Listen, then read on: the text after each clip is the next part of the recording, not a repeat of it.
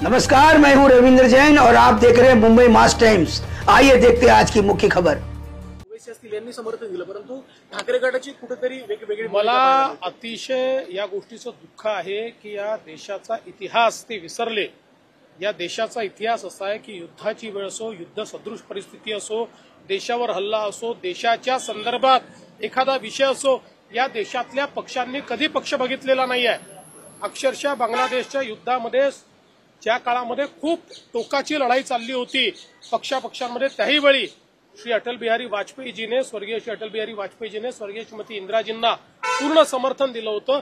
हीच या देशाची परंपरा राहिली आहे। पण अशाही परिस्थितीमध्ये विरोध करणं, उपहास करणं, मूर्खासारखे स्टेटमेंट देणं, हे जे काही उबाठाकडनं चाललेलं आहे, देशाची जनता माफ करणार नाही। शरद पवारांनी एक महत्वपूर्ण विधान केले की काश्मीरमध्ये जे गोळीबार झालेला आहे त्यामध्ये धर्म बघून गोळ्या मारण्याचं असं म्हणतात। शरद पवार साहेब काय म्हणाले हे मी ऐकलं नाही, पण ज्यांचे आप्तेष्ट मारले गेले, जे स्वतः त्या ठिकाणी होते, ते काय म्हणाले हे मी ऐकलेलं आहे।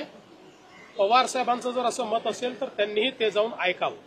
सर, एका बाजूला राज्य सरकारकडनं हे सगळं केलं जाते, ही सगळी मदतकार्य राबवलं जाते, विमानं पाठवली जातात, परंतु महायुतीतलेच खासदार आहेत शिवसेनेचे नरेश म्हस्के यांनी असं म्हटलं की जे लोक कधी विमानात बसले नव्हते त्यांना आम्ही परत आणले, कुठेतरी उपहासात्मक टीका केली। मला असं वाटतं की बोलताना कदाचित त्यांची जीभ घसरलेली असेल, अनेक वेळा बोलताना भान उरत नाही, त्यामुळे त्यांचं वक्तव्य काही योग्य नाही आहे, त्यांनी असं वक्तव्य करू नये।